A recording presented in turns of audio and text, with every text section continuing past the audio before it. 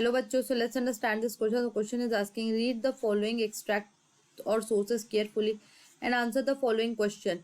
मतलब कि हमें जो गिवन एक्सट्रैक्ट है उसे केयरफुली रीड करना है और इन क्वेश्चंस का जवाब देना है. तो चलिए पढ़ते हैं. Megha has take loan of 5 lakhs from the bank to purchase a house. मतलब मेघा ने 5 लाख का लोन लिया बैंक से ताकि वो घर परचेज कर सके. अब उस पर एनुअल रेट जो था इंटरेस्ट का वो था 12%. और जो लोन था उसे 10 साल में चुकाना था, वो भी मंथली इंस्टॉलमेंट में. मेघा ने क्या किया, उन्होंने अपने जो डॉक्यूमेंट्स है वो बैंक को सबमिट किया. और वो डॉक्यूमेंट क्या शो कर रहा था, वो डॉक्यूमेंट शो कर रहा था उनके एम्प्लॉयमेंट रिकॉर्ड्स को और सैलरी को. और एम्प्लॉयमेंट रिकॉर्ड और सैलरी को देखते हुए बैंक ने एग्री किया कि ठीक है, हम तुम्हें लोन देते हैं. तो जो बैंक है उन्होंने एज एन कोलैटरल के तौर पे उनका जो नए घर का पेपर्स है उसे रिटेन करके अपने पास रखा, जो मेघा को तब मिलेंगे जब वो अपना पूरा लोन चुका देगी, वो भी इंटरेस्ट के साथ. तो जो मेघा जो लोन ले रही है वो फॉर्मल से ले रही है कि इनफॉर्मल सोर्स ऑफ क्रेडिट से ले रही है, पहला क्वेश्चन यहाँ पे ये आता है. चलिए इसे की कंसेप्ट को समझते हैं. तो इसका की कंसेप्ट होगा फॉर्मल सोर्स ऑफ क्रेडिट. तो फॉर्मल सोर्स ऑफ क्रेडिट जो है वो लॉ और रेगुलेशंस को फॉलो करता है. जैसे कि हम देख पा रहे हैं कि मेघा जो है वो आपका कोलैटरल शो कर रही है, एम्प्लॉयमेंट रिकॉर्ड्स वगैरह सब कुछ. और उसके बाद मेघा को पेपर तब मिलेंगे जब आपका उस वो लोन को पूरा चुका देगी इंटरेस्ट के साथ. और यहाँ पे हम देख पा रहे हैं कि एनुअल इंटरेस्ट कितना है, 12% का, और वो भी 10 साल के लिए, जो उसको मंथली इंस्टॉलमेंट में देना है. तो यहाँ पे रेट ऑफ इंटरेस्ट भी काफी कम है as compare to informal source of credit के से अगर हम कंपेयर करें. और इनकी एक्टिविटी को सुपरवाइज भी किया जाएगा क्योंकि बैंक से लोन ले रही है और बैंक जो है वो फॉर्मल सोर्सेज ऑफ क्रेडिट में ही आता है. और फॉर्मल सोर्स ऑफ क्रेडिट में कौन कौन आते हैं, commercial bank, regional rural bank, corporative etcetera. So what will be the final answer? Final answer will be formal source of credit, जो कि हमारा आंसर होगा बैंक.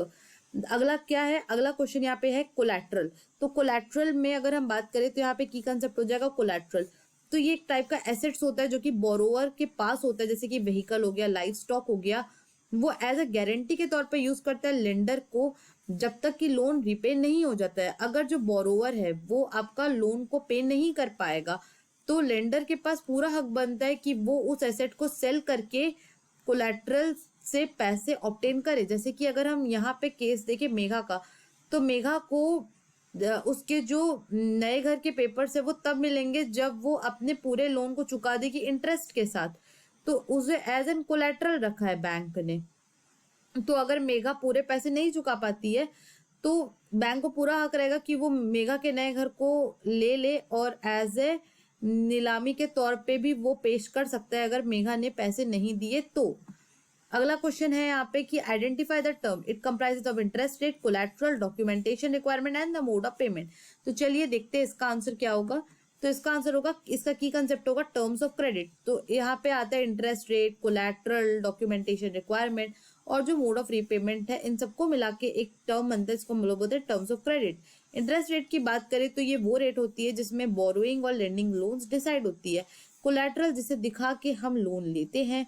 और डॉक्यूमेंटेशन की बात करें तो ये बोरोवर को लगते हैं जब आप कभी भी पैसे उधारी लेने जाएंगे. जैसे कि मेघा के केस में हुआ, मेघा ने अपने सारे डॉक्यूमेंट्स को शो किए, चाहे वो अपने एम्प्लॉयमेंट डिटेल्स हो या फिर अपनी सैलरी स्लिप्स हो, उन्होंने सब शो किया ताकि वो लोन ले सके. मोड ऑफ पेमेंट मतलब कि वो ड्यूरेशन, जैसे कि मेघा को कितने साल के लिए लोन मिला है, 10 साल के लिए लोन मिला है 12% इंटरेस्ट के साथ. So that will be called as in what? Mode of payment. So what will be the final answer? Final answer will be terms of credit. So I hope this question has been clear to you. Thank you and best of luck.